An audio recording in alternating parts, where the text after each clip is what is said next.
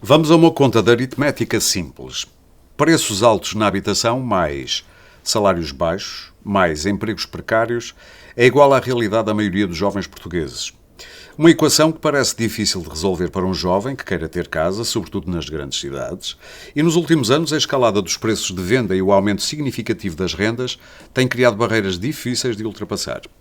Para tentar solucionar este problema, o Governo pôs em prática um conjunto de medidas direcionadas aos jovens até aos 35 anos. E são elas a isenção de imposto municipal sobre as transmissões onerosas de imóveis, o conhecido IMT, também o imposto de selo e ainda a isenção nos custos com o registro da casa para os jovens que, à data da escritura da compra da habitação, tenham até 35 anos inclusive e que cumpram certos requisitos. A juntar-se a estas medidas está ainda a garantia pública do Estado, que facilita o financiamento até 100% no crédito à habitação. Será esta fórmula suficiente para atenuar os efeitos da crise da habitação jovem quando, de acordo com o Instituto Nacional de Estatística, no primeiro trimestre deste ano o índice de preços da habitação aumentou 7% em termos homólogos à registada no trimestre anterior? Estas e outras perguntas para serem respondidas neste podcast. Eu sou o Aurélio Gomes e este é o Pode Pensar, o podcast de ideias da DECO Proteste, ideias para consumir. E vou refletir sobre estas questões e outras com os meus convidados. E tenho comigo a Sra. Ministra da Juventude e da Modernização, Margarida Balseiro Lopes. Vai juntar-se a nós, durante este podcast, Vera Gouveia Barros, é economista e especialista em habitação e turismo. Está connosco o Nuno Rico também, que é economista e especialista em produtos bancários da DECO Proteste. E ainda a Magda Canas, que é jurista na DECO Proteste. Bom, eu começava já por si, Sra. Ministra. Os últimos números de 1 de outubro dão conta de 3.098 jovens que já beneficiaram desta isenção do IMT na compra, do IMT não só, mas na compra da sua primeira casa. Estes números surpreenderam-no de algum modo? Estão acima, abaixo, na média do que estava à espera?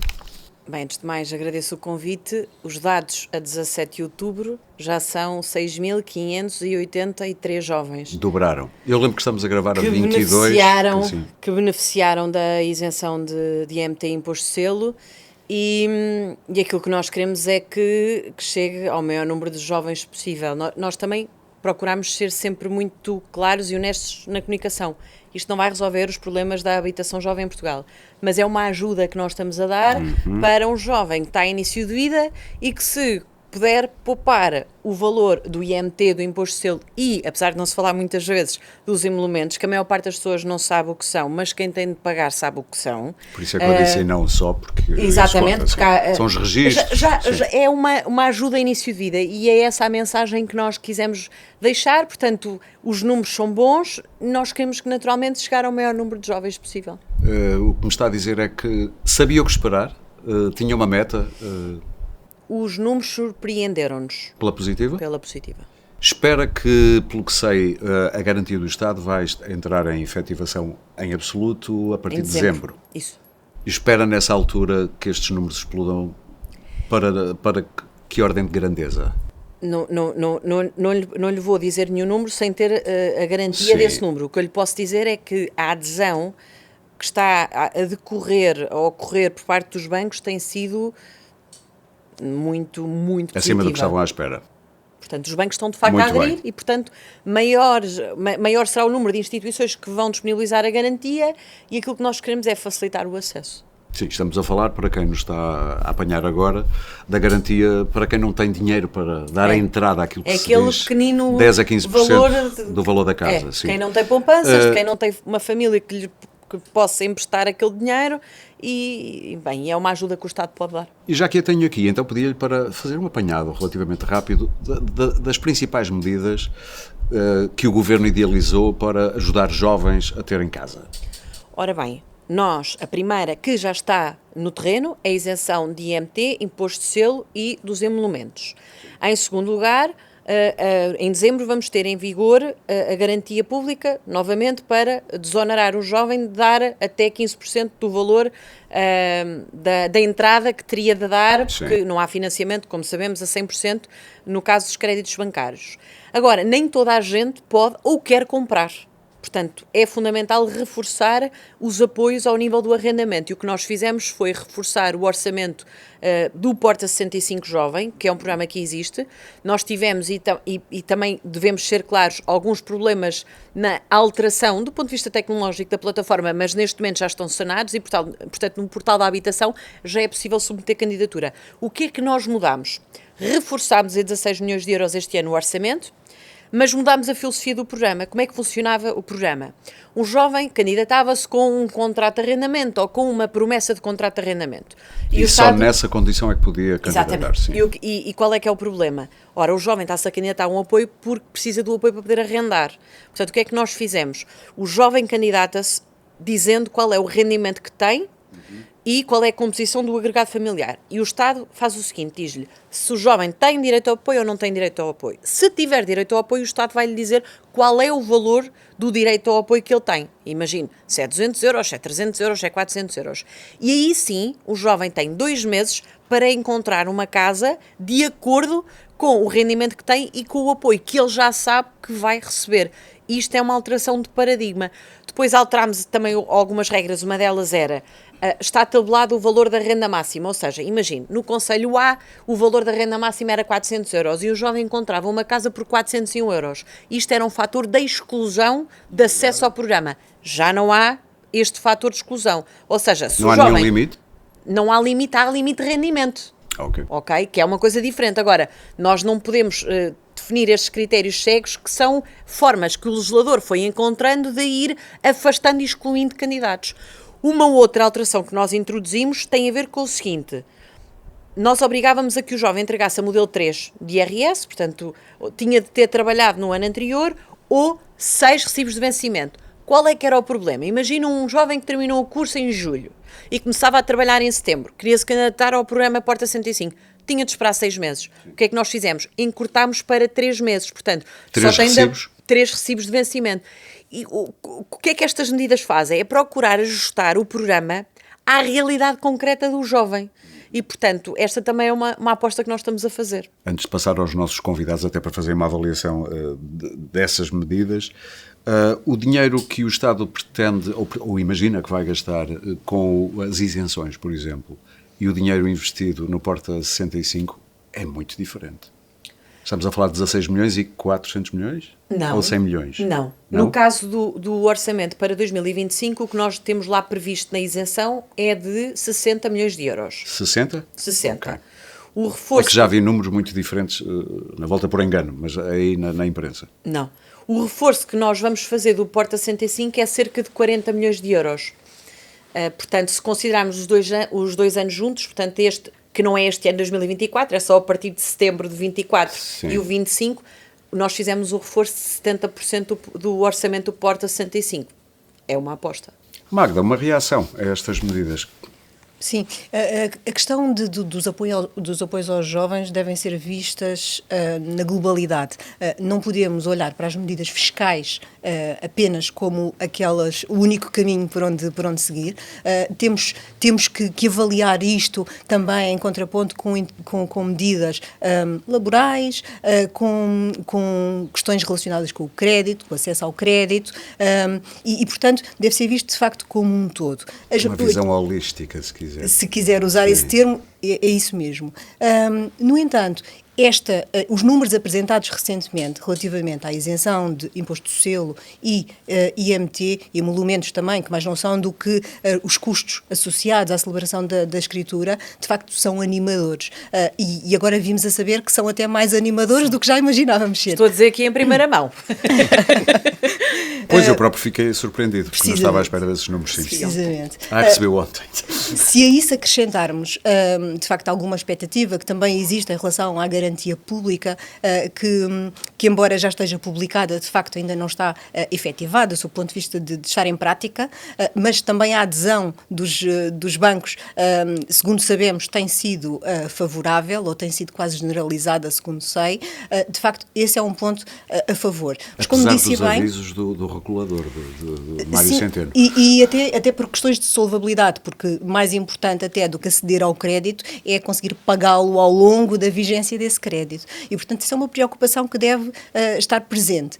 Especialmente se os números forem muito altos. Precisamente. Da procura. Mas como a senhora Ministra disse muito bem, nem todos os jovens podem ou querem, simplesmente, comprar casa. E a questão do arrendamento, o alargamento do Porta 65 Jovem, é mais um ponto que, de facto, estamos em crer que ajudará muito mais jovens do que até aqui, porque a abrangência do projeto, de facto, tornou-se muito mais extensa. E, portanto, tanto em termos de idade, porque neste momento com 35 anos também já estão abrangidos, portanto, esse foi um outro fator que... Até dá para estender mais 2 anos. Isso. Dá para ir ali aos 37. Portanto, até este alargamento se verificou, como a ausência de limite em termos de valor, as restrições em relação a já existir uma casa para se candidatar a esse apoio, faz toda a diferença. Faz toda a diferença, no entanto, é uma medida realmente recente e, portanto, estamos expectantes para ver o resultado que se poderá extrair daqui a alguns meses da aplicação dessa e das demais medidas. Mas, de facto, encarámo-la positivamente pelos sinais que vai revelando. Eu sei que a DEC Proteste gostaria de ver mexidas também nas tabelas do IMT. Nas tabelas do IMT e não só. As tabelas do IMT, enfim, segundo aquilo que está proposto e que, enfim, poderá vir a ser aprovado no âmbito do Orçamento do Estado, é de facto uma revisão dos limites da tabela do IMT. E isso vai permitir o acesso de muito mais contribuintes, proprietários, novos proprietários, à aquisição de habitação.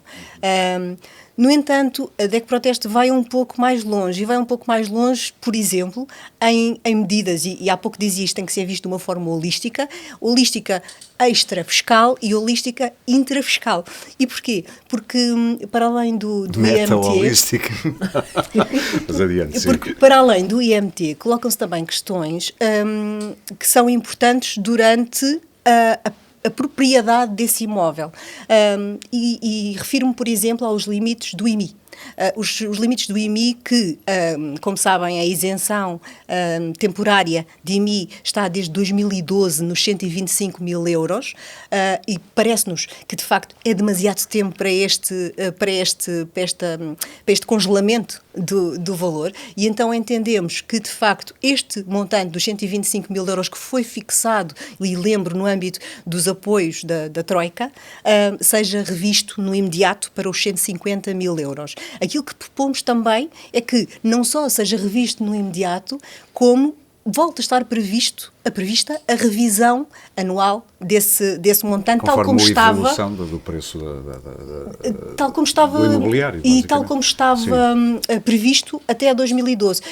E a revisão do preço do imobiliário, sim, mas a questão tem muito mais a ver com a inflação. E porquê? Porque para o cálculo do IMI, o que vale é o valor patrimonial tributário, ou seja, é o valor que aquele imóvel tem perante as finanças. E, portanto, a revisão deste montante, queremos, nós, que de facto era importante para permitir que mais gente beneficiasse dessa condição favorável no início da aquisição daquele imóvel. E aqui estamos a incluir também os jovens, porque, enquanto novos proprietários, é uma outra preocupação que devem ter. Portanto, essa será então outro ponto. A isto ainda queria acrescentar a questão da dedução dos juros, porque, como sabem, também até essa data, fatídica data de 2012, existia a possibilidade de dedução de juros e desde essa época, só os contratos celebrados até ao final de 2011, portanto, a 2 de janeiro de 2012 já não dava, é que estão abrangidos por esta possibilidade de dedução dos juros. Sim. Portanto, mais uma alteração que se poderia pensar no sentido de favorecer não apenas os jovens, mas também os jovens e que poderia fazer toda a diferença nas contas finais. Ainda antes de ir ali ao Nuno, isto parece-lhe o quê? É ministra para ir falar com o Ministro das Finanças sobre estas ideias? Não cunha. Não queria usar essa palavra, mas sim. Eu compreendo o tema da atualização dos VPTs, que de resto depois tem outras implicações, porque não são só coisas boas, a atualização dos VPTs. Relativamente ao tema e depois do impacto do IMI, qual é que foi o entendimento do 24º Governo, do Primeiro-Ministro, do Ministro das Finanças, em relação ao tema do orçamento? Que as matérias fiscais, em regra, não devem ser tratadas nesta altura. E a DECO acompanha-nos há muitos anos todas as discussões na especialidade. Chegamos a ter 1.400 alterações para serem avaliadas tecnicamente numa semana, com, eu diria, umas 100, 200 propostas só de natureza fiscal para serem avaliadas naquela semana. E isso cria problemas, porque nós, quando fazemos uma alteração no sistema fiscal, seja no código do IMI, seja do IMT, seja do IRS, seja do IRC, aquilo provoca distorções.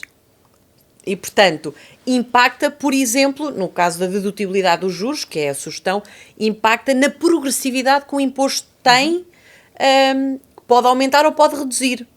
Razão pela qual me parece que faz sentido não ter esta discussão naquela semana concentrada em que são apresentadas todas as propostas de alteração do orçamento, em que muitas delas... Há outras que nem sequer têm relação com o orçamento nem fiscal, porque são os chamados cavaleiros orçamentais. Portanto, eu creio que será importante ter esta discussão fora do orçamento. Ok. Nuno, também te queria uma reação tua ao que foi apresentado aqui pela Sra. Ministra e gostava também de perceber, as medidas vão muito mais no sentido da procura do que propriamente da oferta, em termos de habitação no mercado. Sim. O cenário e o problema da habitação em Portugal é complexo e é de difícil resolução. Portanto, não estamos aqui a falar de um problema que seja de fácil resolução. Obviamente, qualquer medida que seja tomada neste sentido é positiva. Qualquer medida que ajude os jovens, nomeadamente são aqueles que mais sofrem com esta questão, por causa da questão dos rendimentos, logo para começar, porque já estão no início de carreira profissional, qualquer medida que os ajude, obviamente que é positiva. Olhando para estas duas medidas, eu acho que do ponto de vista global elas são bem intencionadas, portanto têm um propósito bem intencionado, vão ser limitadas, a Sra. Ministra também reconheceu isso, que vão acabar por ter um alcance limitado, talvez um alcance mais limitado do que aquilo que seria a expectativa inicial. O caso das isenções dos impostos e dos anulamentos, penso que é aquilo que terá uma eficácia mais imediata e mais perceptível, porque para quem compra uma habitação, e quem passou por esse processo, sabe que estamos a falar de umas boas dezenas de milhares de euros. Para uma com casa facilidade. de 200 mil euros, estaríamos a 5 mil falar... e tal, um bocadinho a mais. Sim. Se for 250 mil euros, estamos a falar de 10 mil. Se for uma casa de 300 mil, estamos a falar destas três poupanças, cerca de 15 mil euros de poupança. Isso incluindo aí nesse número as isenções do IMT, Estou a meter de aqui, imposto de selo sim, estou e a meter as emolumentos. três, exatamente. Portanto, esta será aquela medida que eu diria que é mais perceptível e talvez a que tenha maior impacto para quem compra. Depois a questão da garantia. Também, cá está, é uma medida bem intencionada. Vai permitir aos jovens, que a maior parte deles não conseguem ter, no momento em que vão adquirir casa, poupanças acumuladas, e permite evitar de estarem a pedir o dinheiro aos pais, ou de conseguirem aceder os tais 10% que a banca não financia, por norma. Acaba por ter aqui uma grande limitação para a sua eficácia, que é, conforme o Banco de Portugal já alertou, e bem nesse sentido, Mário Centeno tem sido bastante incisivo nessa questão, é que há outras regras macroprudenciais que continuam em vigor. E há aqui uma regra que vai acabar por limitar muito este impacto, que é a questão da taxa de esforço. As regras macroprudenciais dizem que uma taxa de esforço, ou uma família não pode ter uma taxa de esforço, no momento em que contrata ao crédito, superior a 50%. Metade do que ganha por mês não deve ser mais do que isso, o que dedica a pagar Exatamente, a habitação. A habitação. O que acontece? Considerando os atuais cenários de taxas de juros, e considerando que 3 em cada 4 dos jovens, portanto estamos a falar, isto são dados do INE, até aos 35 anos ganham até 1.000 euros líquidos, portanto teria uma prestação máxima de 500 euros, mesmo já considerando estas recentes descidas de Euribor dos últimos tempos, estamos a falar do montante máximo de crédito de cerca de 140 mil euros. Ora, 140 mil euros para comprar uma casa, eu diria... Em Severo de Voga, talvez. Talvez no interior seja possível, eu diria nas Nada grandes... contra Severo de Voga, obviamente. no interior seja possível, mesmo assim, se calhar não nas capitais de distrito, que seja possível encontrar. Ora, este é um reflexo de uma dicotomia que nós temos atualmente, que é temos uns preços do imobiliário muito elevados, que têm subido muito, que subiram desde 2015 para cá 4 vezes mais do que os rendimentos das famílias. E ao contrário do que está a acontecer nos últimos meses em grande parte da Europa, que tem baixado, pelo que julgo saber, os preços da habitação, mas aqui continuam a subir. Aqui ainda continuam a subir, já abrandaram um pouco o ritmo, mas continua a subir. Portugal e as principais cidades, nomeadamente Lisboa e Porto, continuam na moda, digamos assim, para investidores, para compradores estrangeiros, mas não só. Temos este problema que os jovens sentem com maior ou com mais impacto. Ora, não vão conseguir, ou melhor, só conseguirão aceder a estes tais 140 mil euros, que é o valor máximo que, perante as atuais condições, e isso é difícil para adquirir uma casa. Depois tem outra questão que é um risco que também o Banco de Portugal alertou. Deixa-me só dizer, isto entronca naquilo que estava a dizer a Magda, da visão holística. Porque tem a ver com salários, tem a ver com a... E com a oferta. Com a oferta e com a precariedade. Porque paralelamente a isto nós temos de construir, não há outra alternativa. Já vamos falar disso, sim. E construir tem o problema depois de demorar tempo, mas pronto, depois irei-vos falar isso também, porque poderá haver outras soluções, entretanto, intermédias. Há a questão de, portanto, não é possível o jovem conseguir aceder a uma habitação, tem o risco de, ao pedir a totalidade do crédito, por isso é que também se criou a regra macroprudencial dos 90%, fica mais sujeito aos riscos de mercado, isto é, o imóvel, por exemplo, desvalorizar por um fator de mercado e passar a dever mais em termos de crédito do que aquilo que é o valor da garantia, e esse é outro dos riscos, e depois há o próprio risco de incumprimento. Estamos a falar de, geralmente, jovens que não têm muita estabilidade profissional e, obviamente, de rendimentos, e que, por um motivo qualquer, poderão ter aqui dificuldades em continuar a cumprir com o crédito. Mas nós não mexemos nesses critérios. A crítica que nos fazem mas isto só vai chegar a um grupo de jovens. Precisamente, nós não mexemos em critérios como a taxa de esforço e etc., exatamente para não afetar essas regras, é de modo a que essas situações de risco de incumprimento não se coloquem, porque nós não queremos colocar os jovens em situação pior. Nem os bancos. A nossa preocupação, peço imensa desculpa, é de facto os jovens. E, portanto... Mas os bancos depois acabamos por pagar nós também, portanto... Mas adiante, sim, eu percebi o que estava a dizer. E, portanto... nós procurámos fazer uma medida em que, como dizia bem, nós não vamos resolver também aqui os problemas da habitação. Aquilo que nós vamos fazer é, aquele jovem começou a trabalhar, mas não tem poupanças, não tem pais ricos, não tem avós ricos, não tem 20 mil euros, não tem 15 mil euros de parte. Mas só consegue E que não são ricos, Aliás, saíram dados há muito pouco tempo, dizendo que cerca de 20% daqueles que compraram casa tinham abaixo de 2 mil euros. 18%. Ou até 2 mil euros. 18%. 18%. Pronto. Não são ricos. Nós estamos a falar de salários brutos. Não é? E, portanto, agora, é a visão holística. Nós precisamos dar mais rendimento aos jovens para que eles tenham melhores salários, mas tenham mais rendimentos disponíveis. É por isso que a partir de 1 de janeiro, se o orçamento for aprovado, vão pagar menos impostos porque vão ter o IRS jovem durante 10 anos. Só no primeiro ano estamos a falar de uma isenção de 100%. Estamos a falar de um regime em que durante 10 anos os jovens sabem que vão pagar objetivamente menos impostos e pagando menos impostos ficam com mais rendimento disponível ao final do mês.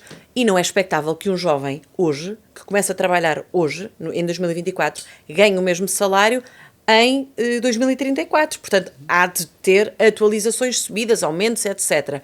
E, portanto, agora, é a visão holística. Nós temos de ter mais empresas, temos de captar investimento, sim. Temos de ter mais empresas a virem para cá, a pagarem melhores salários e temos também já agora de ajudar a que as nossas pequenas e médias empresas, as pequenas passem a grandes, as grandes passem a multinacionais. Sim. Só e nós na visão holística nem sequer devíamos ter só em consideração propriamente a habitação. Claro, é? Exatamente. Claro, eu quando falava em holístico falava exatamente a legislação laboral é importantíssima. Projetos como a Creche Feliz, por exemplo, suficientemente implantados a chegar a toda a gente claro. Com a adesão, enfim, de uma maneira generalizada por parte das... E pré-escolar. Pré-escolar. É importante. Porquê? Porque um jovem, mesmo que já tenha, imagino, 100%, se calhar não, porque não sai da universidade e tem filhos, a maioria não acontece isso, mas imagino os 75% ou os 50% dos anos seguintes. Mas essa é uma outra preocupação. Uma boa fatia do ordenado de um jovem casal vai para a casa e uma outra boa fatia, se calhar a segunda boa fatia, vai então para a escola. E, portanto, é um projeto muito interessante para explorar. Querias terminar? Sim, queria só acrescentar que aquilo que podemos apontar a este conjunto de medidas é o foco muito na questão da propriedade. é para um jovem no início de vida, e até por uma questão porque tem estabilidade profissional, tem estabilidade de rendimento, tem até estabilidade familiar porque ainda não constitui família. Mas o Porta 65 é arrendamento. Exato, aposta nessa parte do arrendamento e temos esse reforço que também é positivo. Exatamente, porque nem todos os jovens podem ou querem ser proprietários, porque é esta dimensão. Quantos querem ou emigrar ou ir embora para outro sítio. Não sítio. projetam a vida a longo prazo, isso, não é? E que lhes faz confusão. Estarem presos agora para o resto da vida há uma a um mudança crédito. também de mentalidades Claro, nestas novas gerações. Sim, e até, muitas vezes até não é aconselhável, portanto hoje até a exigência que há profissional de ter aqui muita disponibilidade, muitas vezes geográfica, de estar aqui errado. E depois a questão, é verdade, as alterações que foram feitas à Porta 65 aumentam não só o público que pode vir a alcançar, mas também facilita em termos de apoio que recebe. Só que depois temos aí um outro problema, que é a questão do valor das rendas. Nós não temos um mercado do arrendamento devidamente dinamizado. Tem sido feito ao longo dos anos inúmeras reformas nesta área, mas continuamos a ter uma coisa... Eu lembro que as associações de pessoas que têm casas, falta uma palavra, de proprietários, não vi ninguém a reagir bem a estas medidas. Pois sabe que este ponto... E peço desculpa ter interrompido, mas vem a propósito. Tem havido muitas alterações. Isso é um problema, por duas razões. Primeiro, não sei se... Eu vou dizer não sei em termos retóricos, se essas alterações foram no caminho certo. Em segundo lugar, haver muitas alterações não dá confiança a quem tem uma casa. Certo? Isso é verdade. Estabilidade nas regras. Nós temos em Portugal das mais baixas percentagens a nível da União Europeia de pessoas que têm uma segunda habitação que a colocam no mercado. A média na Europa ronda aos 35%, em Portugal pouco supera aos 10%. E isto é um problema. É preciso, por um lado, dar confiança a quem é proprietário, confiança jurídica, confiança legislativa. Qual é o quadro? Qual é o quadro? Dar até proteção, muitas vezes não só, obviamente não salvaguardando sempre os direitos do inquilino, mas dar também proteção ao proprietário para que ele tenha confiança de agarrar no seu investimento, na sua propriedade, muitas vezes a sua poupança, e rentabilizá-lo e colocá-lo no mercado. E temos depois acabamos por ter esse fator que eu diria que é algo estranho, os valores das rendas, muitas vezes em imóveis idênticos, são superiores ao do valor da prestação se eu quisesse comprar aquele imóvel. E isto acaba por não criar o tal dinamismo no mercado. Pois há aqui, só para concluir, a questão da propriedade pública. Portugal é o país da União Europeia que tem mais baixa percentagem de habitação pública. São 2%, a média da União Europeia anda nos 12%. E temos uma coisa curiosa, por exemplo, na Finlândia, a cidade de Helsínquia, 70% dos imóveis da cidade de Helsínquia pertencem ao município, ou a associações sem fins lucrativos.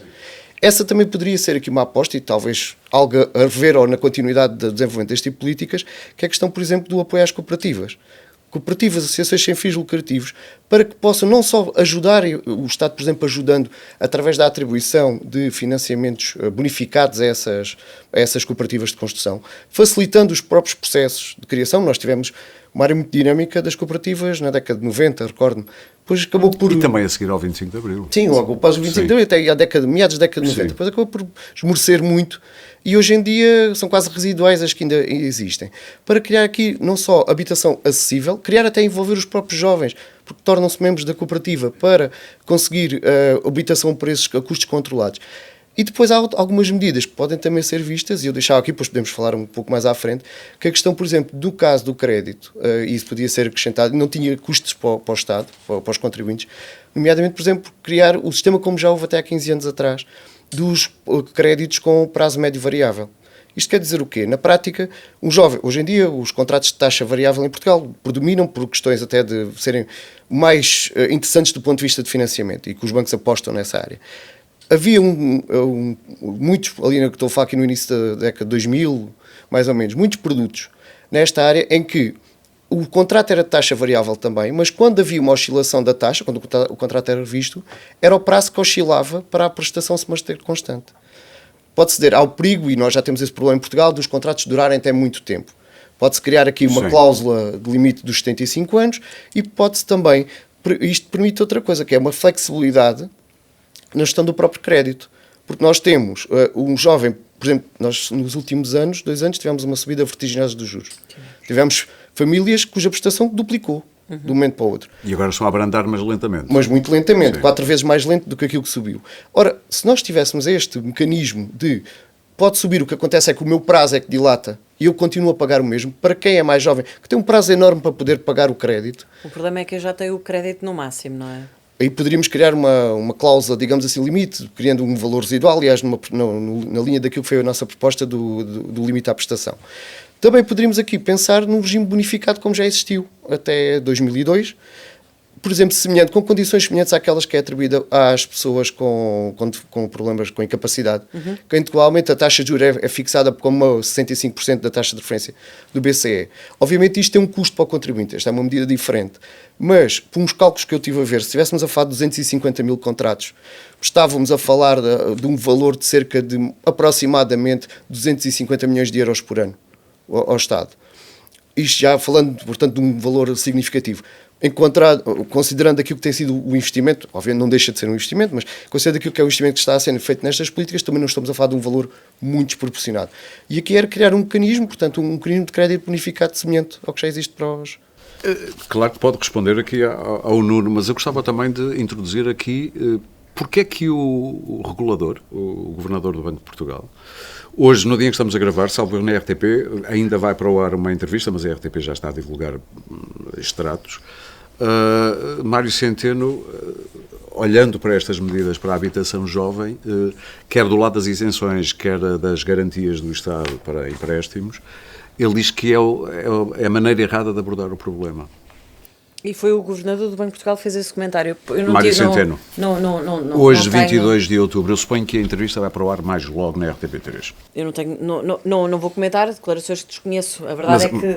Mas ele tem feito estes avisos. Tem feito muitos comentários da natureza política. Isto não é novo, ele apenas voltou a frisar. Não, tem feito, de facto, vários comentários de natureza política sobre várias medidas do governo e eu não vou estar agora a comentar os comentários do comentador sobre a política do governo. Ele é governador do Banco de Portugal. Não, mas que tem sido muito ativo sim, no espaço público a comentar várias opções do governo. Agora, o que é que... e só para complementar aquilo que há pouco estava a dizer, porque concordo inteiramente com aquilo que diz. É muito importante, não é muito importante, é essencial reforçarmos a oferta. Ou seja... E também aquilo que dizia, não dá para construir de um dia para o outro. E a verdade é que, infelizmente, nos últimos anos não se construiu. Estamos a falar de 26 mil até 2026. 26 mil. 60 mil quase até 2030. 26 mil era aquilo que já estava inscrito, portanto, até ao início deste ano, antes de ter havido a mudança de governo, em que havia um financiamento PRR de 1.400 milhões de euros para o financiamento destas 26 mil casas. E tendo noção de até que... 2026... Esse continua a ser o prazo. Sim, mas houve aqui um alargamento de duas coisas. No número de fogos construídos, portanto agora o objetivo é 59 mil, mas para que isto seja possível... Mas um espaço maior.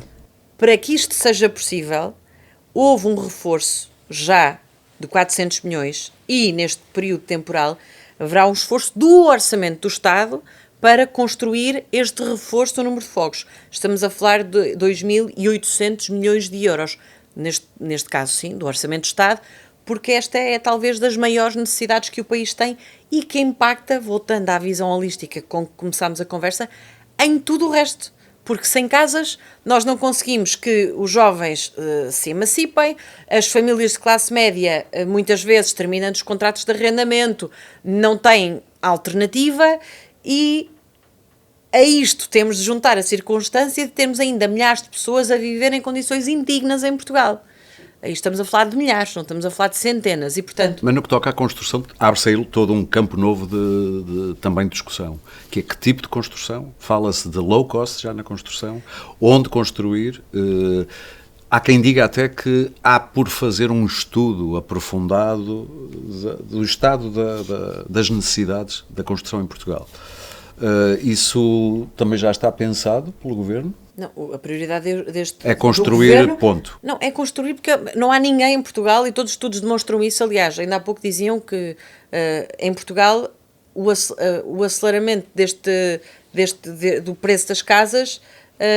quando há pouco dizia que os valores do imóvel que pode cair, nós achávamos isto quando começaram com a pandemia, quando houve o aumento das...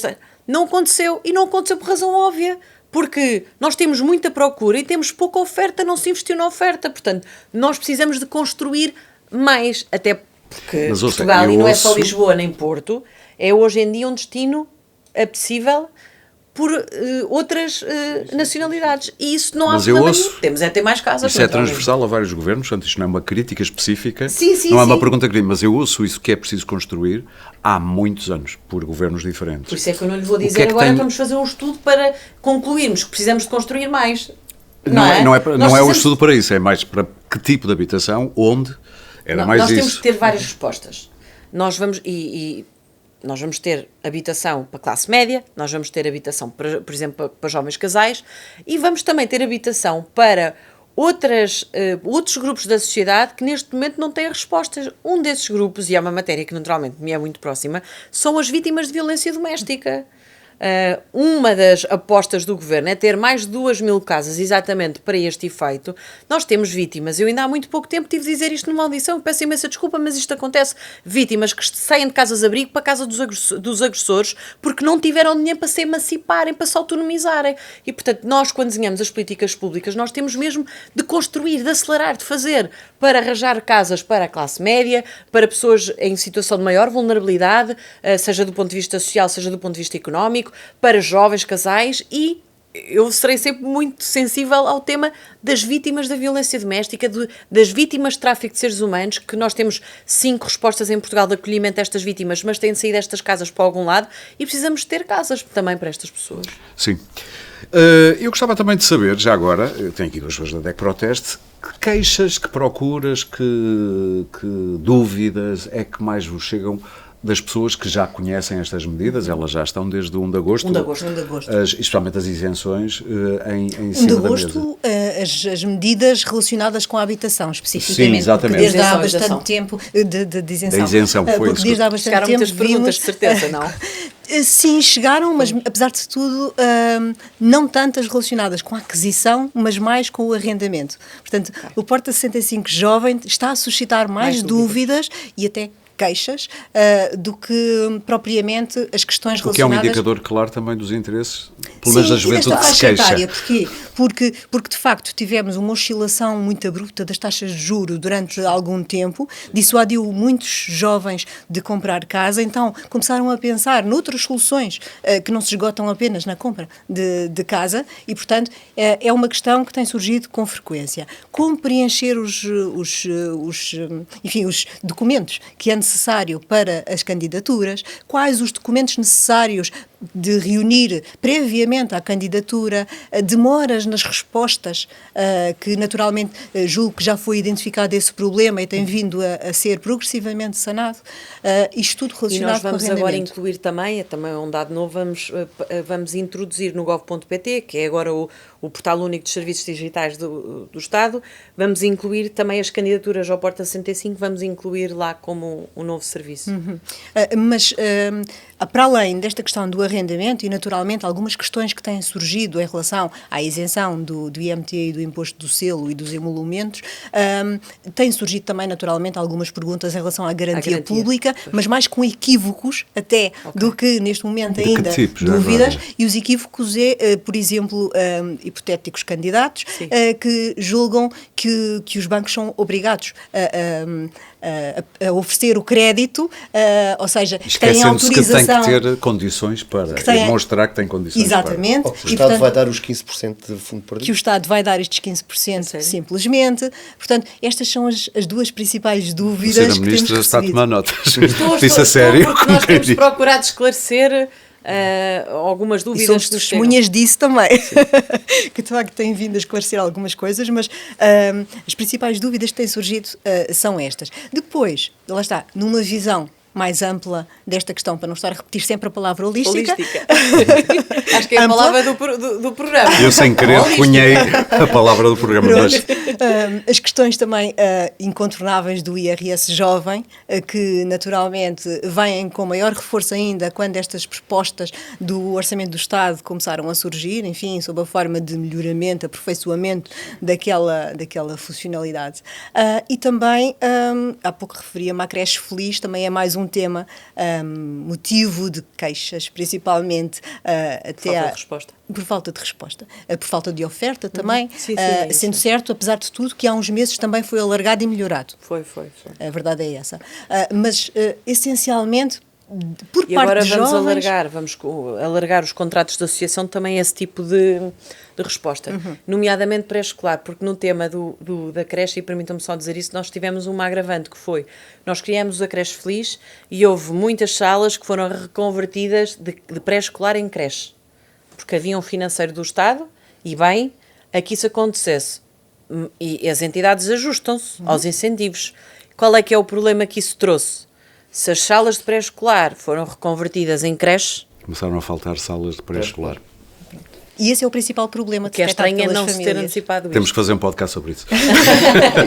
Mas pronto, Mas força, estas Mário. são as principais questões que têm surgido às nossas linhas telefónicas por parte de jovens e de facto não queria deixar de assinalar que há muito equívoco em torno desta questão da garantia, principalmente. Portanto, porque é o que mais... Mas está tudo explicadinho é um lá. ponto, pela nossa parte, está tudo tão explicado Sim, quanto eu estive possível. a ver 2 artigos vossos que fiquei a perceber, eu que já sou velho para estas coisas. Pela parte do Governo, reconhecemos que o esforço também tem sido feito. Sim, está lá tudo muito bem explicado. Sim, e a doutora Margarida é exemplo disso, porque nas redes sociais vem explicando cada uma das medidas de uma maneira mais clara e que se torna acessível aos consumidores que procuram informação sobre isto. Está quase a chamar-lhe influencer. Se for para bem, Sim, claro. que venham. Mas, de facto, há sempre problemas a assinalar e melhorias, de facto, a introduzir em cada um destes fatores.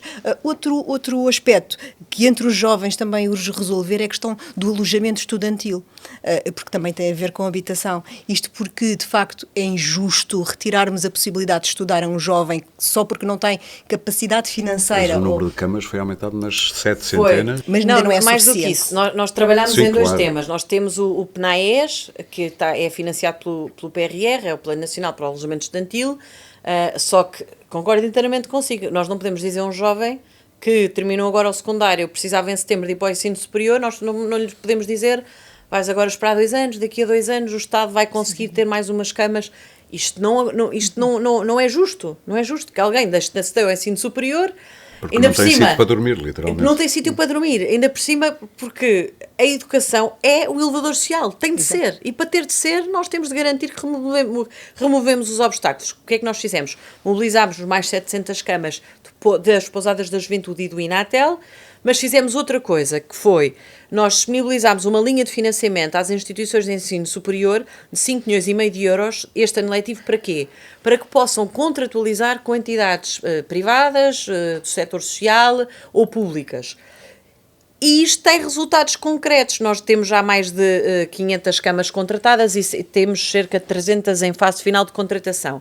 O que é que muitas instituições de ensino superior, politécnicos e universidades estão a fazer? Olha, eu dou-lhe o caso de Leiria, que eu conheço bem, contratou com as instalações do seminário no Porto e foi a primeira instituição a assinar um contrato logo no início de setembro, na semana de 4, assinou um contrato de 100 camas para a Universidade do Porto ao abrigo deste porque é totalmente diferente uma instituição chegar junto por exemplo, de um privado e dizer eu preciso de 100 camas, o preço de cama é X, do que um jovem que vem de Bragança, que não porque tem foi poder colocado em negocial, Lisboa, não tem poder negocial nenhum, Sim, está a chegar a uma cidade nova, sem os pais e, portanto, ao dia de hoje nós contamos reforçar em cerca de 1.500 camas. Se nós considerarmos nos últimos 8 anos a média de novas camas por ano foram 132, fizemos um esforço significativo. Mas é de facto importante realçar este ponto, porque nós não podemos dizer aos jovens não saiam do país e depois não lhes criar condições para não estudarem no país, porque esse é o primeiro passo a dar para ficarem no país, estudarem no país e depois mais tarde, se quiserem ter uma experiência fora pela mera experiência, muito bem. Agora, se forem obrigados a ir para fora, exatamente, é uma outra, mesmo isso, é uma outra questão. Há pouco falou, quando estávamos a falar da construção, falámos de números que são impressionantes, 60 mil casas a 6 anos, mais ou menos. Que garante, é que, como eu lhe disse, já ouvi tantos governos dizerem que vão construir, que é preciso construir, o problema está do lado da oferta, e depois pouco se vê. Há pouco o Nuno Rico também falava de uma coisa importante, os prédios devolutos do Estado, que têm uma dificuldade em transitar para onde deviam, agora fala-se de parcerias público-privadas. A juntar na construção problemas com mão de obra, que está cada vez mais cara e é escassa. consegue atravessar-se por 6 anos e 60 mil casas? Está-me a perguntar depois disto, que eu lhe estive a dizer. Já me está a condicionar a minha resposta. Já estou a condicionar a sua Naturalmente resposta. que se este é o compromisso assumido, é porque é o compromisso que nós consideramos execuível até 2030. Sim, muito Não bem. podemos é concentrar tudo isto em 25 e em 26, naturalmente. Por isso é que nós, e esta é uma dimensão que eu considero importante também considerar, nós não estamos a meter os ovos todos no PRR. Ou seja, Sim. que o PRR tem de ser Também executado é até 26, não está é? a dizer que também é orçamento, Pronto. não é? Não, é que estamos a falar de 1.400 milhões de euros PRR e 2.800 milhões de orçamento do Estado. Porquê? Porque nós precisamos de facto de... Isto não, o PRR é ótimo na perspectiva de nos conseguir financiar investimentos que já agora já deviam ter sido feitos há bastante tempo. Porém, tem de haver um esforço nacional. Porque se há política pública que é essencial e que condiciona todas as outras, é a habitação. A própria Comissão Europeia já fez questão de sublinhar isso, exatamente, que é um problema que em Portugal, de facto, é premente, é a questão da habitação e a oferta, é sobretudo sobre a oferta que a Comissão Europeia se dedica, é sobre a dificuldade em encontrar. Voltando à banca. A banca tem produtos suficientemente diversificados para um cliente como um jovem que tem necessidades específicas. Isto agora saindo da esfera do governo. Estávamos a falar da banca. Tem ofertas bastante limitadas em comparação àquilo que já foi há uns anos atrás. Atualmente estamos a falar de 2, 3 instituições que têm ofertas específicas para os jovens, nomeadamente, e que se limitam a pequenos descontos no spread, a poupanças nos custos iniciais.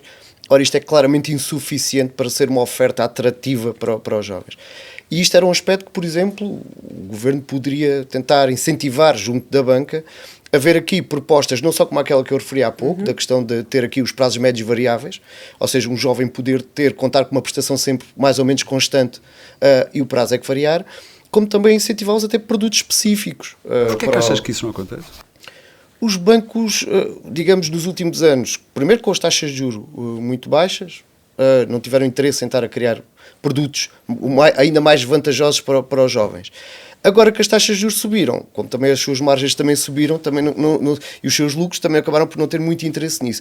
E claramente esqueceram-se um pouco desta parte deste público, porque é claramente, eu recordo-me que uma das propostas, nós fizemos um estudo há 2 anos sobre isso, e uma das melhores propostas que havia do crédito jovem significava uma poupança de 0,1 no spread. Sim, nós já fizemos um podcast sobre isso. Exato, já falámos sobre isso no Riu-se muito com esses números, sim. Porque, quer dizer, não devíamos rir, mas sim, sim. É irrisório. Sim. É preciso haver este incentivo a que haja uma oferta mais interessante na área da banca. Tu há pouco falavas que os jovens, atualmente, que se candidatem, por exemplo, à garantia do Estado para terem um financiamento a 100%, arriscam-se, já que vivem eles num regime muitas vezes de precariedade, ganham 1.000 euros em média.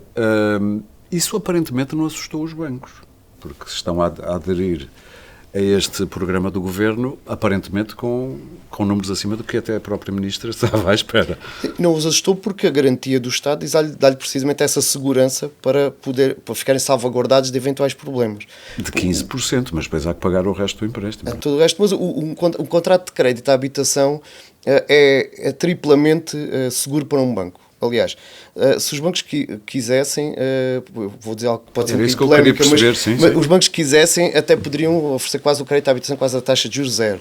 Porque é altamente seguro, porque tem hipoteca, tem o seguro de vida sobre se houver alguma coisa a um dos mutuários, porque os bancos quase sempre fazem contratos de contrapartida nos mercados financeiros do montante que concedem de crédito. Portanto, a dificuldade, obviamente nós tivemos exemplos até há pouco mais de 10 anos atrás, de uma grande subida do mal parado em Portugal. Mas isso deveu-se muito à própria política comercial dos bancos, a maneira como colocaram crédito muitas vezes de forma não devidamente ponderada. Hoje em dia essas regras mudaram e bem. Sim. É mais difícil criar essas tais regras macroprudenciais, que falámos há pouco. É difícil, e no limite, quer dizer, o banco no limite pode executar a hipoteca. Obviamente eles não têm interesse em ter tijolos. Como perceberam no final dos anos 2008, 2010. Sim, tiveram. Sim. Mas depois também hoje em dia tem crises. E hoje em dia tem. E as regras são diferentes também hoje em dia. Sim, as regras hoje são mais restritivas. E o último caso, tem sempre um fundo de investimento a quem podem vender a desconto o imóvel. Portanto, há uma quantidade de contrapartida ou de segurança que os bancos têm, que esta do Estado é mais uma segurança que existe. E eles não são obrigados a conceder o crédito. Sim, eles não é? É feita a avaliação de solvabilidade do Em resposta cliente. à dúvida que chega à DEC Proteste, de facto, os bancos não são obrigados a conceder o crédito. É feita uma avaliação da solvabilidade. Muito bem. Bom, entretanto, já temos connosco a Vera Gouveia Barros, economista e especialista em habitação e turismo. Depois de muito stress pela cidade fora, por causa de problemas de trânsito, conseguiu chegar. Eu disparo já esta pergunta para quem vem esbaforido de stress. Sabendo o que sabe sobre as medidas que o Governo anunciou para a habitação jovem, se quisermos, e estou a falar de tudo, desde a garantia do Estado para compra a 100%, para financiamento a 100%, as isenções, até o Porta 65, o alargamento de alguns critérios, qual é, somando isto tudo, o seu olhar sobre isto, o seu balanço? O meu balanço. Eu acho que são medidas bem intencionadas, que prejudicar não prejudicam. Tenho algumas dúvidas sobre qual é que é a intenção da medida. Está a falar do melhoral. Das várias.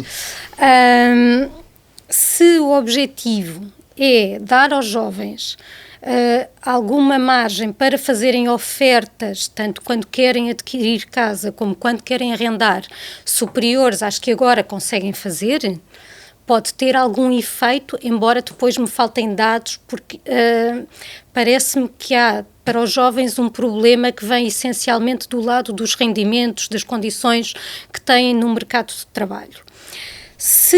Está a falar aí quer dos salários, Estou a falar quer dos salários, quer da precariedade, sim. E dos salários para quem está empregado, porque depois também temos quase 10% da população nesta faixa etária entre os 24 e os 35 que não está nem a estudar, nem a trabalhar. 10% nem a estudar nem a trabalhar, mais cerca de 30% em Menos precariedade. de 10%. Estamos, aliás, abaixo da média europeia. Pronto, foram os dados que tive dos quadros de pessoal, foi mais ou menos isto que encontrei, com todas depois aquelas pequenas coisas que se pode depois esmiuçar quando se tem acesso.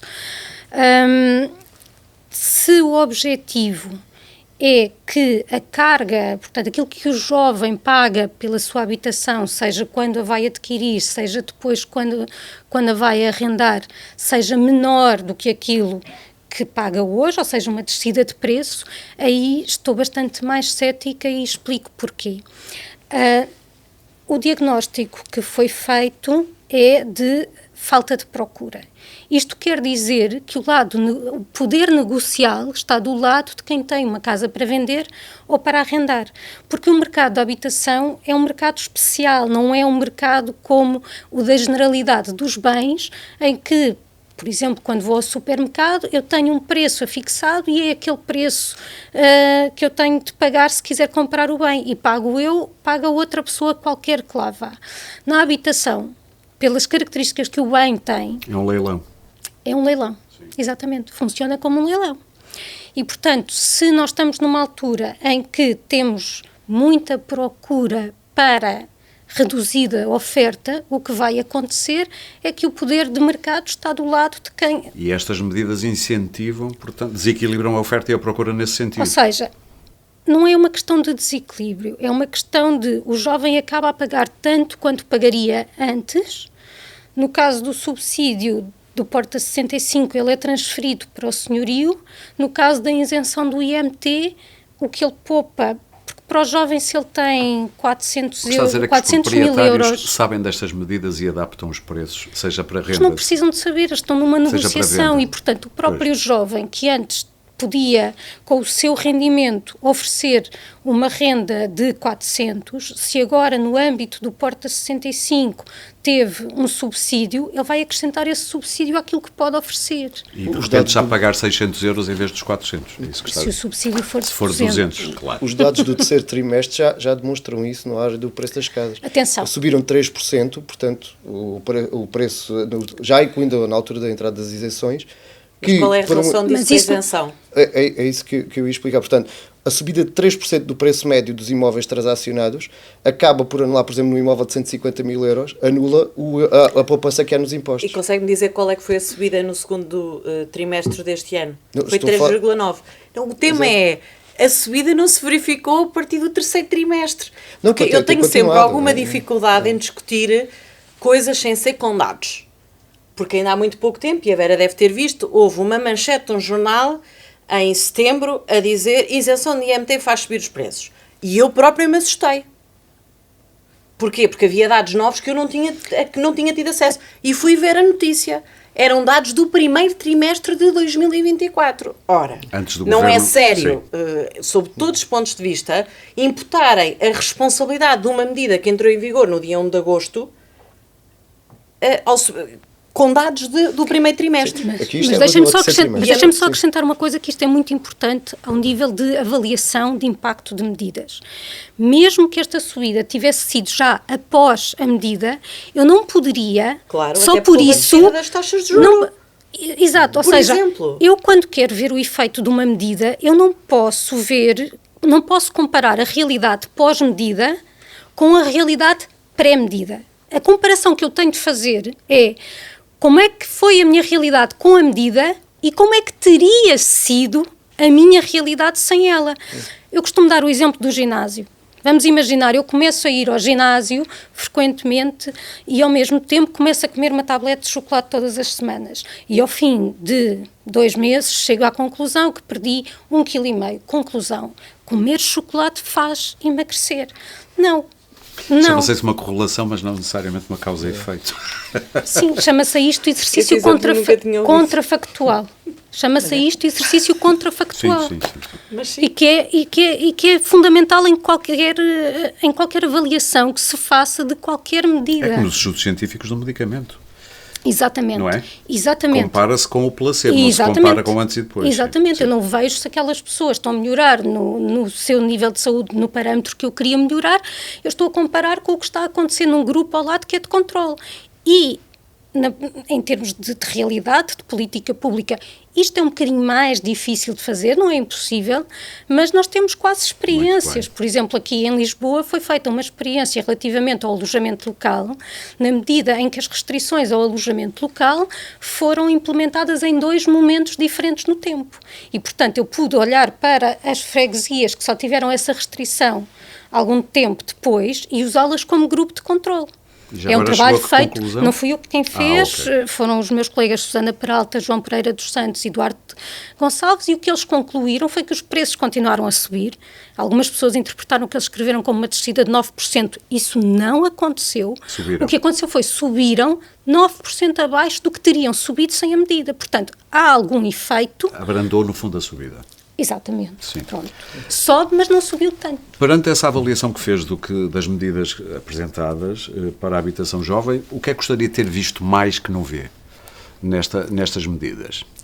Ou que outro tipo de medidas preconizaria? A medida efetivamente estrutural é a parte do aumento da oferta, mas isso nós sabemos que não... Sim. E atenção, este aumento da oferta pode ser um aumento da oferta pública por via da construção nova, de acordo, mas pode ser também por mobilização do edificado público que já existe e obviamente que aqui vamos ter, fala-se há muito tempo de fazer um levantamento, eu não sei, o governo anterior tinha um despacho, surgiram alguns imóveis, mas eu não sei se isso está feito. E não é só indicar, apontar edifícios, é também dizer este edifício tem um potencial para se converter nisto em X tempo com este custo, em Y com este outro custo e demorando este outro tempo, mas tudo isto exige tempo, até porque depois há que converter esses imóveis, mas há também o lado de oferta que pode ser instantaneamente colocada no mercado, que tem que ver com o setor privado, que tem casas que poderia colocar no mercado e não coloca. E atenção que eu aqui sou muito a favor de beneficiar quem tem uma casa e decide colocá-la no mercado. Portanto, o meu entendimento do que é a função social da habitação é uma leitura de que devemos premiar quem dá este uso de colocar mais a casa do que sancionar quem não o faz. Pronto, isto é uma perspectiva ideológica e é a minha. E para fazermos isso, há um conjunto de coisas que tem de acontecer. E desde logo é reconstituir a confiança que me parece que o mercado Perdeu porque tivemos uma série de medidas que foram no sentido de garantir o lado dos inquilinos. Sim. E uma série de mudanças a meio, muitas. Há sempre muitas mudanças. E, portanto, todas estas mudanças, mesmo que não fosse especialmente para um dos lados, gera logo, eu não sei com que regras. É melhor, às vezes, manter mais regras, mas claras e durante mais tempo, do que estar sempre... péssimas, sim, claro, não é? Sim, claro, obviamente. É a mesma coisa como mudar é sempre bom, depende, não é? Sim. Mudar para pior, eu prefiro que não. Mas alguma estabilidade é necessária. Mas é necessário estabilidade claro. e para os próprios com confiança. Sim. Porque a casa, a habitação, é onde está a maioria da riqueza das famílias portuguesas. Sim. Para os 4 quintis, para os 4 quintis mais de renda, de riqueza mais elevada, é 90% do seu património. Não está no resto. E onde investem mais dinheiro mensalmente a pagar, normalmente, a sua aquisição ou a sua renda. Temos líquidos. E atenção, a pagar a aquisição, isso também, os censos nos mostram que dos 70% de proprietários que nós temos neste país, gente que vive em casa própria, 60% já não têm encargos. Muito bem. Antes de ir para a última pergunta, quer reagir, Sra. Ministra? Não, nós há pouco nós tivemos a oportunidade de falar e eu acho que concordar todos com o tema da confiança, ou seja... Estava a Vera no trânsito e nós a falarmos da confiança. Não, de facto, houve alterações nos últimos anos que não foram no caminho certo e, portanto, concordo consigo quando diz que mudar, se for para pior, não é bom. E, em segundo lugar, houve muitas alterações e isto não gera confiança em proprietários em colocar as suas casas no mercado de arrendamento. Última nota, só também para ir ao encontro da sua primeira questão.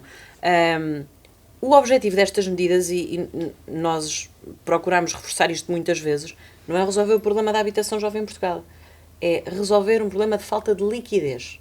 Ou seja, para um jovem que vai comprar uma casa, se puder poupar numa casa 200 mil euros, se conseguir poupar 5.500 euros, ajuda. Numa casa 250 mil euros, se conseguir poupar 10 mil euros, ajuda. E, portanto, foi essa a nossa preocupação no caso das isenções. E temos quase 7 mil jovens que em 2 meses e pouco que beneficiaram da medida, acima daquilo que era a nossa expectativa. Basta considerar que nós em 2025 tínhamos uma previsão de 60 milhões de euros no caso desta medida em concreto. Agora, nós precisamos reforçar a oferta, ainda há pouco estávamos exatamente a falar sobre isso. Temos verbas do PRR, 1.400 milhões de euros para a construção de fogos até 26, e o que nós fizemos, e essa foi uma decisão de dia 16 de julho deste ano, do 24º Governo, foi de reforçar naquele dia em 400 milhões de euros do Orçamento do Estado esse financiamento e de, até 2030, haver 2.800 milhões de euros para conseguirmos chegar às quase 60 mil, não são 60 mil, são 59 mil casas. Precisamente em 2030. Precisamos de construir. 2030, exatamente. A minha última pergunta tinha a ver com isto. É que relativamente à garantia pública do Estado, portanto, a medida que esta medida obriga a que ambos os jovens do casal, se for um casal, hoje já temos que começar a falar em trisal e por aí fora, mas eu não quero baralhar as contas ao Governo. Vamos imaginar um casal tem que cumprir... eu vou fazer a pergunta outra vez. A medida obriga a que ambos os jovens do casal cumpram cumulativamente todos os critérios. Isto significa que um casal em que, por exemplo, um tenha 30 anos e o outro tenha 36, não seja elegível para o acesso à garantia pública. Considerou-se a possibilidade de haver uma solução intermédia, tal como se fez para os jovens quando eles pedem as isenções, e aí recebem metade da isenção, digamos assim. No caso da garantia não foi pensado numa medida intermédia, porquê, ou se foi, esclareça-me que eu na volta escapou-me. Vamos ver, esta medida foi anunciada no dia 23 de maio. Sim. Inicialmente, o nosso objetivo era que pudesse estar em vigor no dia 1 de agosto e acabou por ter aqui um atraso, ou seja, tecnicamente está em vigor desde dia 1 de setembro.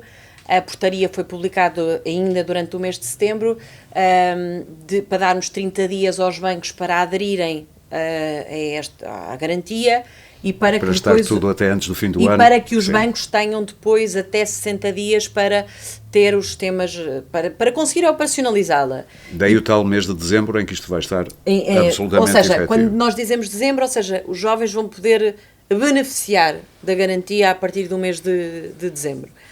E durante um ano, não é?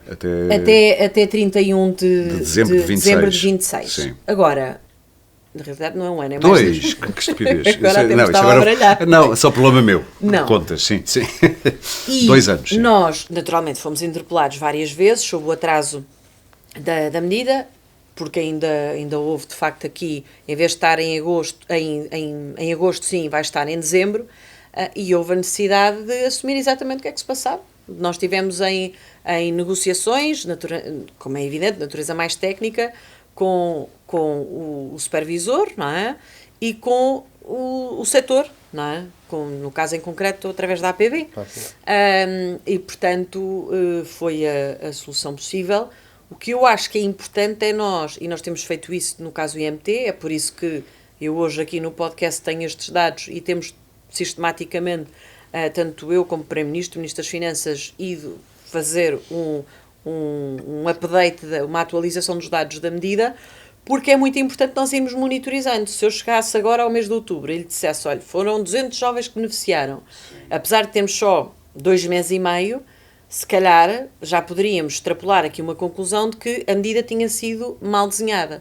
Ou seja, aquilo que nós devemos fazer no caso do IMT, que está a ser acima daquilo que nós esperávamos, no caso do Porta 65, no caso a Garantido e todas as outras, eu acho que este é um bom princípio de política pública, é não só avaliarmos no final, mas irmos avaliando e monitorizando de forma regular durante a execução da medida, porque isso é o que nos dá os instrumentos para conseguirmos ajustar medidas que o legislador, o decisor, o governante desenhou, pensou com um determinado propósito e pode eventualmente, em alguns casos, não ser esse o desiderato final. E, portanto, está a dizer que ainda pode calibrar esta medida? Aquilo que eu estou a dizer é, nós temos de ir acompanhando a execução da medida. Para já, de facto, temos boas perspectivas na medida em que a adesão, o acolhimento que está a ter por parte dos bancos está a ser muito, muito grande mesmo.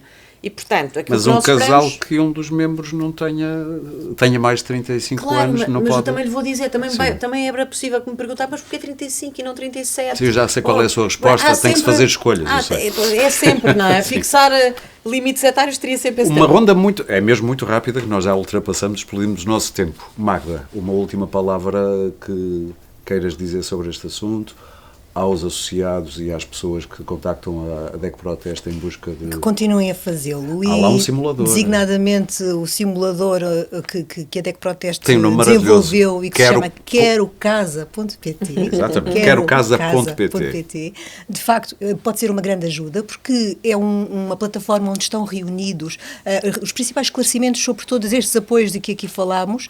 Perguntas como, e se me apetecer vender a casa? Ou se deixar de ganhar dinheiro para pagar... Estão listas de a renda, está lá tudo. Estão listas de documentação que os é candidatos devem reunir para se candidatarem. Está um simulador propriamente dito em que podem perceber se são ou não elegíveis para determinado apoio e ainda lhes permite reencaminhar para os sites corretos, por exemplo, no caso da Porta 65, onde podem depois apresentar posteriormente, então, a candidatura. E, portanto, esse será, então, o principal conselho a dar. E posso dizer que, e já que a Sra. Ministra apresentou aqui números animadores, também posso apresentar números animadores, porque há pouco já contávamos com 4.460 simulações nesta plataforma que tem poucas semanas de existência. E, portanto, também isto isso mostra... significa que nem todos os que compraram casa e beneficiaram de IMT foram ao simulador, porque já são mais do que isso. Mas se calhar estes vão juntar-se aos 6 mil. É isso que nós queremos. Nuno, uma última palavra sobre este assunto. Eu começo no ponto, aliás, termino no ponto onde comecei, que é, estamos a falar realmente de uma questão que é muito complexa, que é preciso aqui uma visão muito transversal. Estas, como já foi aqui referido, estas medidas são positivas, são bem intencionadas, vão ser de algum alcance limitado e é preciso ter aqui acho que é preciso ir um bocadinho mais longe, ter essa coragem de ir um bocadinho mais longe, de falar aqui da questão do mercado do arrendamento, da dinamização do mercado do arrendamento, até da parte do mercado do crédito, incentivar os bancos a ter propostas específicas, ou até regressarmos aqui ao tal modelo bonificado que já existiu até 2002, obviamente com condições de acesso, com tudo isso.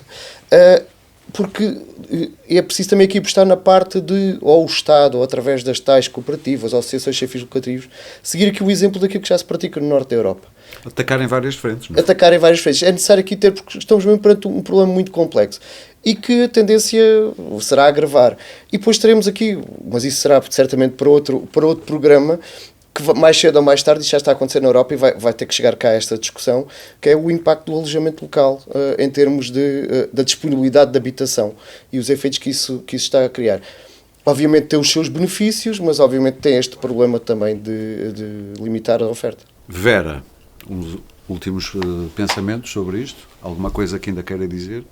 Pois, eu ser a última tenho a vantagem que posso beber de todas as intervenções. A última não, então vou ter que dar a palavra à Sra. Ministra também. Então,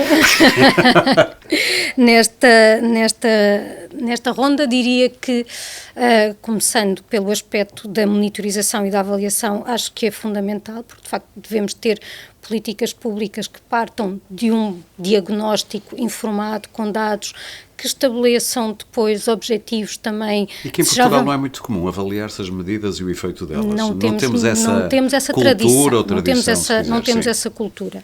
Depois, parece-me também que o aspecto da literacia é bastante importante, e quando estamos aqui a falar da aquisição de habitação, ainda mais porque de facto é normalmente um compromisso duradouro e é despesa que nós realizamos hoje, mas depois muitas vezes com pagamentos ao longo da vida e com toda a incerteza, com o envelhecimento, com uma série... É um casamento sem divórcio, quase. Sim, acho que já dura muito mais do que a maior parte dos casamentos. Sim. Pois, nesta altura, com o dinamismo do mercado, é mais fácil romper, não é? Do que noutras alturas, por exemplo, na época da Troika, em que os preços estavam a descer, aí era mais complicado, e até para algumas pessoas falava-se até já de uma nova forma de feudalismo. E pegar também aqui nesta questão da complexidade, não especialmente em relação à perspectiva jovem do tema, mas no geral... A habitação, ponto. A habitação, ponto, Sim. que é de facto uma questão multidimensional, como aliás está perfeitamente estabelecido na Lei de Bases. Portanto, a Lei de Bases da Habitação chama a atenção de que uma política pública de habitação não é somente criar instrumentos fiscais que tenham que ver com habitação ou construir nova habitação e pô-la no mercado, é também a rede de transportes, é uma questão de coesão, de coesão territorial, é uma questão da qualidade do habitat, porque se há bocadinho eu referia que nós temos 70% das famílias portuguesas a viver em casa própria. Se algumas destas famílias quiserem... aqui não é o querer, mas se estiverem numa situação em que, embora sendo proprietários, o seu direito à habitação não está a ser respeitado, este direito à habitação não é somente um teto, não é somente questões de salubridade. É ter escola para os filhos, é ter serviços médicos, é ter... Ainda não tinha chegado quando eu usei a palavra holística. Isto tem que ser uma visão 360 do problema. Foi a palavra mais usada. Foi. Habitação... E eu quase que nem a uso, que é o mais engraçado. E, portanto, mas para terminar, sim. Todas estas políticas também são políticas de habitação, mas nós precisamos ter um diagnóstico e perceber quais são as situações concretas de desrespeito pelo direito à habitação. Sr. Ministra, tem sido alvo de muitas críticas com estas medidas. Quase toda a gente critica porque isto ataca tudo no lado, lá está, da oferta. Toda a gente, não sei com quem é que andou a falar. Sim, o que eu tenho visto por aí, qual vai ser daqui a um ano o seu grande prazer, se ainda houver governo da sua cor, isto hoje em dia nunca se sabe, mas vamos assumir que sim. Qual vai ser o seu grande prazer que pode atirar à cara dos seus críticos? O tema não são os meus críticos. Os quase 7 mil jovens que compraram casa e não pagaram o IMT são as melhores pessoas ao dia de hoje, sim, para explicarem a vantagem desta medida. Até podiam, com muito esforço, com muito sacrifício, comprar casa. Alguns destes jovens contraíam créditos pessoais para conseguirem ter acesso a estes 5 mil euros, 6 mil euros, 7 mil euros, 10 mil euros para pagar o empréstimo. O tema é, estes 5 mil euros, estes 7 mil euros, estes 10 mil euros que não tiveram de pagar, sim, puderam ser usados para mobilar a casa, para fazerem o mestrado, queriam fazer há muito tempo, ainda não tinham conseguido, porque estavam a poupar dinheiro para a casa. E é neste exercício concreto de realidade que eu acho que nós devemos sempre trabalhar, no impacto que temos na vida das pessoas. Quero agradecer aos 4 pela importante reflexão que nos deram a todos a oportunidade de fazer. Queria também agradecer a quem desta vez nos ouviu e ouviu, porque isto também foi gravado vídeo. Quem quiser saber mais sobre este tema pode consultar o site da DECO Proteste em deco.proteste.pt, onde está o tal querocasa.pt, o tal simulador. Ali encontra vários conteúdos que explicam as novas medidas implementadas para a habitação jovem. Há também a linha telefónica da DECO Proteste, que pode e deve ser usada para esclarecimento em matéria de direitos do consumidor. Pode tomar nota, 218-410-858. De resto, de sempre, este podcast pode ser subscrito e seguido em Spotify, Apple Podcasts, SoundCloud, YouTube ou qualquer plataforma de podcast que utilize no seu telemóvel ou computador. E também no site deco.proteste.pt. Este episódio teve a coordenação editorial de Filipe Amoroso, a produção de Sandra Borges, o som é da Índigo, com sonoplastia, tinha que me enganar logo nesta palavra, com sonoplastia de Guilherme Lopes. Eu sou o Aurélio Gomes e o Pode Pensar da DECO Proteste regressa em breve com mais ideias para consumir.